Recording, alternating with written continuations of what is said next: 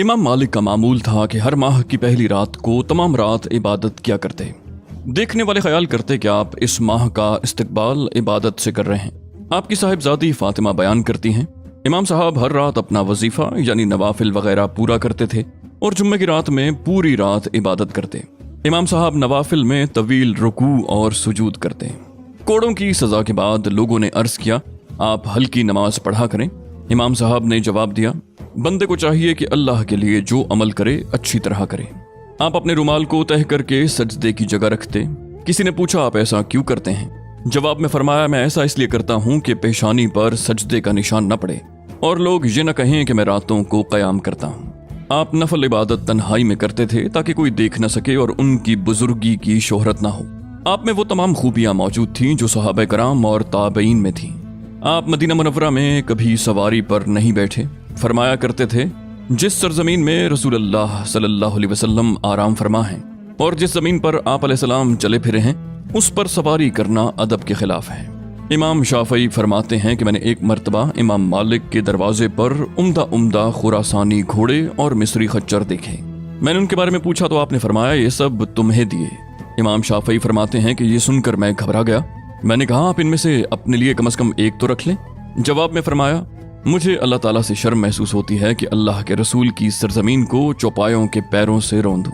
इमाम मालिक को केले बहुत पसंद थे। केले के बारे में कहा करते थे, इस पर न मक्खी बैठती है न गंदा हाथ लगता है, जन्नत के फलों के मुशाबे है, सर्दी गर्मी हर मौसम में मिलता है।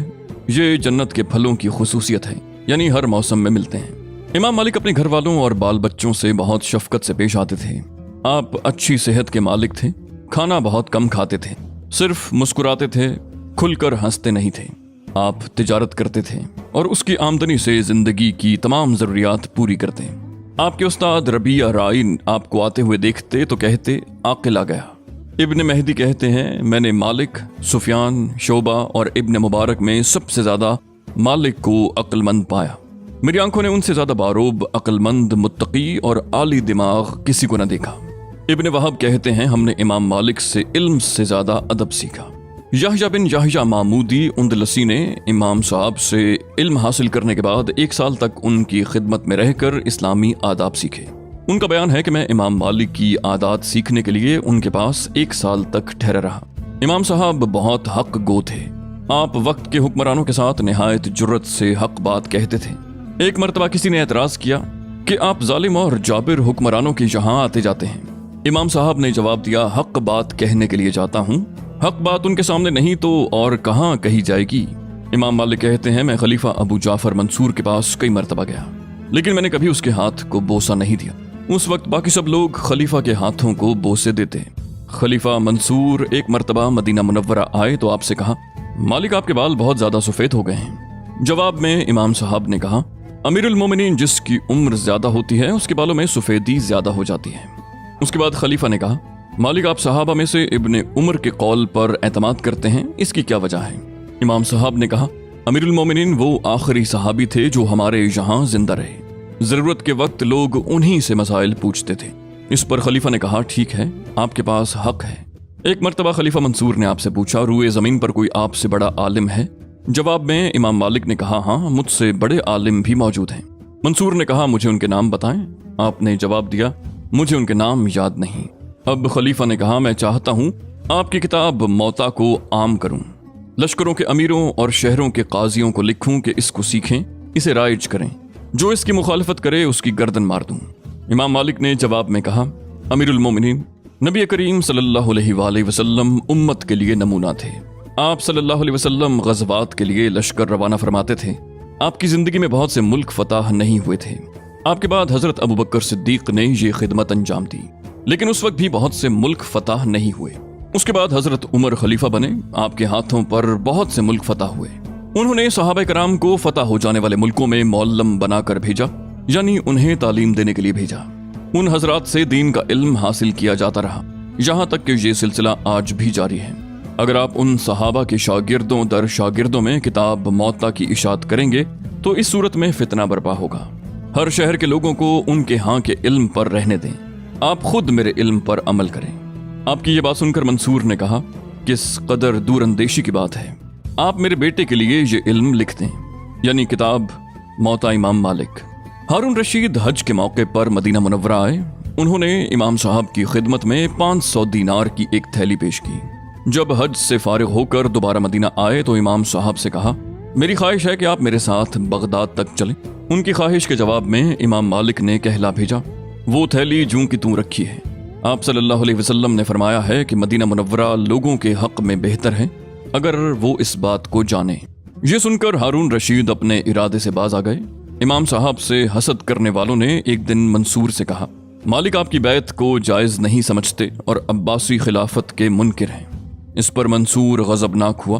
उसने इमाम साहब की कमीज उतरवाई और आपके जिस्म पर कोड़े लगवाए। कोड़े लगने से आपका एक हाथ उतर गया, लेकिन इस वाक़े से आपकी इज्जत में इजाफा ही हुआ। ये कोड़े आपकी अजमत का निशान बन गए। अवाम में खवास में आपकी मकबूलियत बढ़ गई।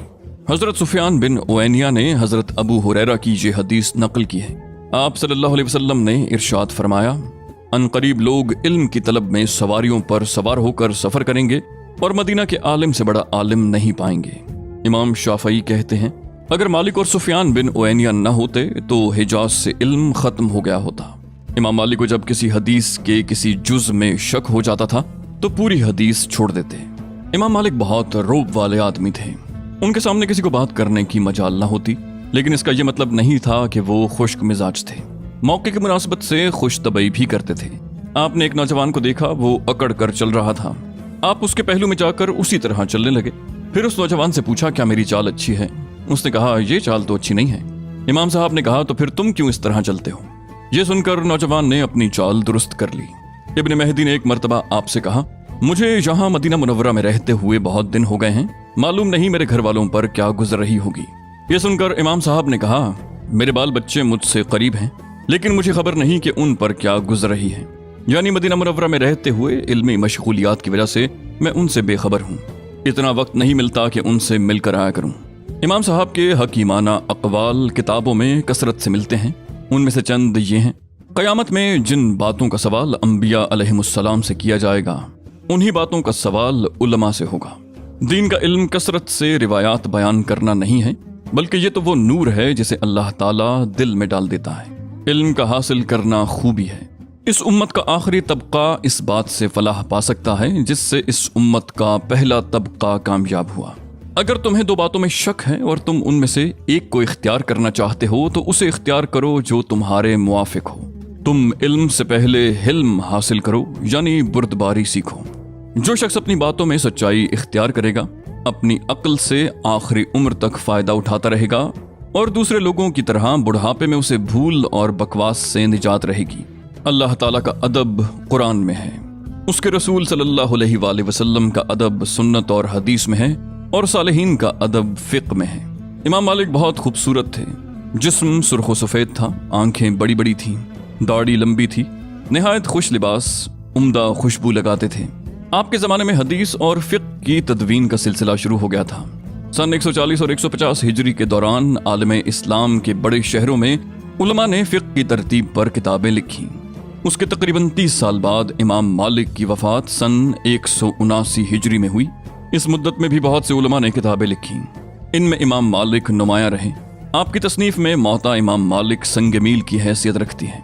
मौता के बारे में इमाम शाफई फरमाते हैं, रूए ज़मीन पर मौता से ज़्यादा सही किताब कोई नहीं। कहा जाता है कि इस किताब को इमाम साहब ने खलीफा हारून रशीद की गुजारिश पर लिखा।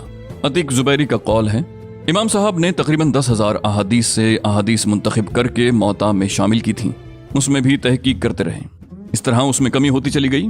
इसी बुनियाद पर याहया बिन सईद कहते हैं, लोगों का इल्म बढ़ता है, इमाम मालिक का कम होता है।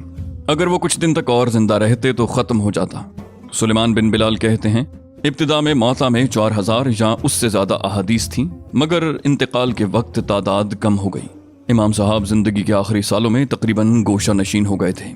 यहाँ तक कि जुम्मे और जमात की नमाज के लिए भी नहीं जाते थे। इस सिलसिले में कहा करते थे, हर शख्स खुलकर अपना उज़्र बयान नहीं कर सकता, यानी मैं अपने उज़्र की वजाहत बयान नहीं कर सकता जिसकी बिना पर मैं जुम्मे और जमात की नमाज पढ़ने नहीं जाता। लोगों में आपकी मकबूलियत में इस बुनियाद पर कोई कमी नहीं आई थी। एक रिवायत है कि आपने आखिर उम्र में बता दिया था कि उन्हें ज़ियाबीतस यानी शुगर का मर्ज लाहक हो गया है, मुसलसल पेशाब आता रहता है। میں اس حالت میں مسجد نبوی میں نہیں جانا چاہتا کہ اس سے رسول اللہ صلی اللہ علیہ وسلم کی مسجد کی بے ادبی کا سبب بنوں، اور میں نہیں چاہتا کہ اپنی بیماری کا ذکر کر کے اللہ سے شکوہ کروں۔ امام صاحب 22 دن بیمار رہے اور 14 ربیع الاول 179 ہجری کو انتقال کر گئے۔ انتقال سے پہلے کلمہ پڑھا، ابن کنانہ اور ابن زبیر نے غسل دیا، آپ کے صاحبزادے یحییٰ اور کاتب حبیب نے پانی ڈالا، سفید کپڑوں میں کفن دیا گیا۔ مدینہ کے امیر عبدالعزیز بن محمد ابراہیم نے نماز جنازہ پڑھائی اور جنت البقیع میں دفن کیے گئے۔ امام صاحب کی وفات ایک بہت بڑا سانحہ تھی۔ علماء نے تعزیتی کلمات کہے، درجات کی بلندی کی دعائیں کی، شاعروں نے تعزیتی اشعار کہے، اور جہاں جہاں آپ کی وفات کی خبر پہنچی رنج و غم کی فضا چھا گئی۔ امام محمد نے جب یہ خبر سنی تو بولے، کتنی بڑی مصیبت آن پڑی۔ مالک بن انس وفات پا گئے، حدیث کے امیر المومنین وفات پا گئے۔ جب مسجد میں یہ خبر پھیلی تو ہر طرف غم طاری ہو گیا۔ امام مالک کے 2 لڑکے یحییٰ اور محمد تھے، ایک پوتے احمد بن یحییٰ تھے۔ اللہ تعالیٰ ان پر اپنی بے شمار رحمتیں نازل فرمائے، آمین۔